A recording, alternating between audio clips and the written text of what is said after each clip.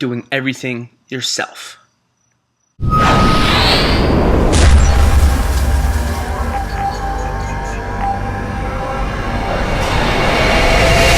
I'm Jonathan Perez. This is podcast number 3, SurefireWebServices.com, and today I'm going to talk to you about taking on all these responsibilities that you know you have to do as a web solopreneur, meaning designing, developing, managing the clients, doing the sales, doing the marketing, managing your billing, just doing every single piece of business that is not designing or developing. I want to share with you my frequent experiences, my journey. It's going to be really quick because it's not going to be a 30-minute video.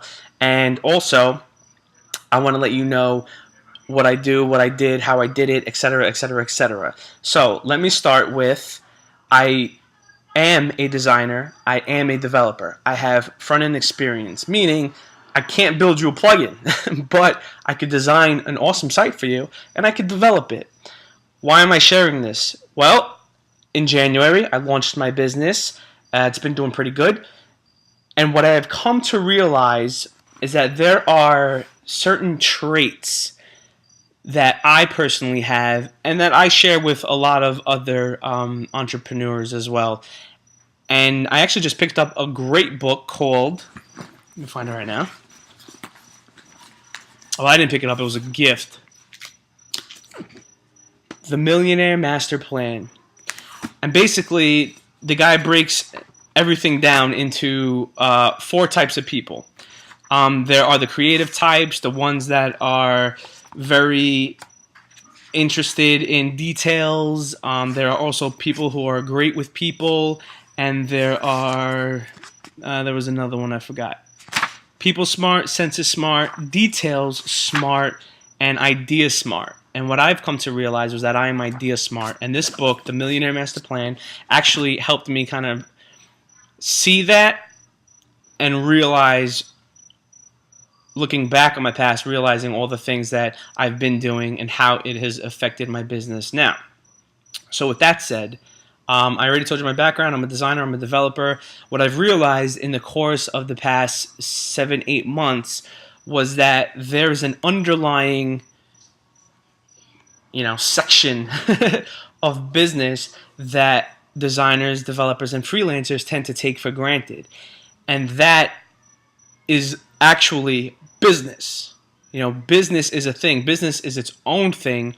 And there is a sense of business that a lot of people naturally have, but there is a sense of business that as you start to grow your freelancing or your agency or you just get more customers, you have to learn business. You have to learn how to manage your accounts. You have to learn what your prices are, how to, what's coming in each month, how much needs to go out. Taxes, guys, taxes are real. Just because you're making, $5,000, $6,000, $7,000 a month, maybe more, maybe less, you got to pay taxes. Those guys do not play, okay? Taxes are serious. Get an accountant. These little things have a huge effect. Because as your business starts to grow, you're going to have to start paying more and more attention to these aspects. And if you want it to grow to a substantial level, then a lot of your time as the founder, president, solopreneur that is growing it, you're going to have to focus on this. If you don't focus on it, that's perfectly fine. And what this book is actually kind of telling me is that there are certain people who do certain things really well. In fact, they do them a lot better than you do, and they do them a lot better than I do. And it's not that they're smarter or you're smarter or anything like that. It's just kind of the way we're wired.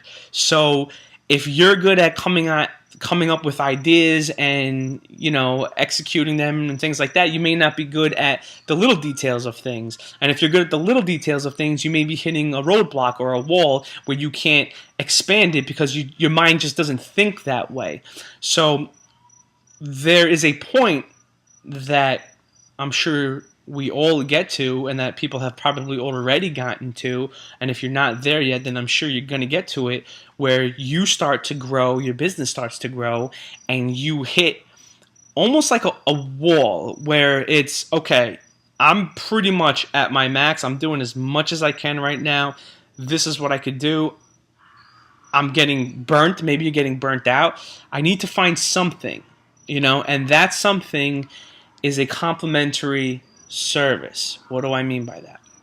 It's not easy to just pick up somebody and hire something. But what you got to start thinking about is someone or a tool, a service, or anything that is going to help complement what you do. For example, let's say I'm 100% designer. I'm a designer. I develop once in a while. It's kind of hard for me. I can design a site like this, but I could develop a site and it takes me forever. Well, then now I need to start thinking about, okay, if I want to grow as a business, I could do two things. I can either never ever do development and just say, hey, I'm a designer, and if you want to design, you come to me, I'll design it, but you got to find your own developer. Or you can say, hey, listen, I'll design and develop it, and then in the background say, okay, I'm the designer, I'm going to find someone who loves developing, and I'm going to work with them so that they can complement my service. And it doesn't have to be designer developer. It could be a plethora of things. It could be, someone to just manage the little things, or data entry to just help you get by the day, or whatever. It could be anything.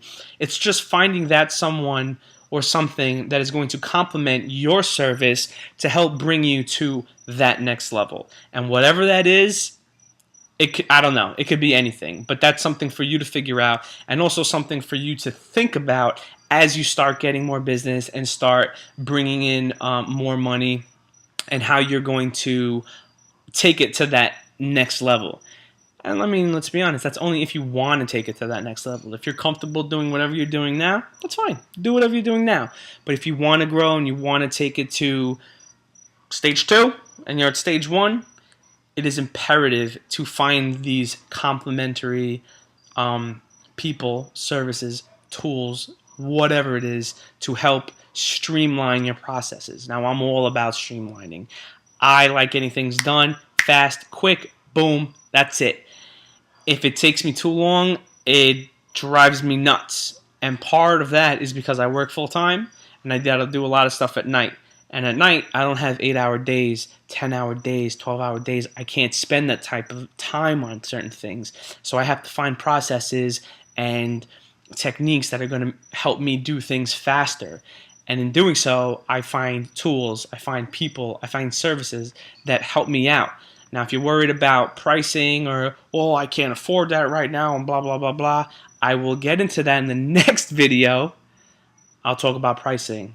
That's it. So if you have any questions about this topic, if you want some clarification, I recommend get this book. It's called The Millionaire Master Plan by Roger James Hamilton. Shout out to Kim Doyle because she's friggin' awesome. It's a great book. I haven't read the whole thing. I'm kind of just starting it. But a lot of the things that I've been going through in the past 8 months are kind of clarified in this book. So I highly recommend it. Go check that out. Any questions, comments, feel free to leave it in the comments on down there.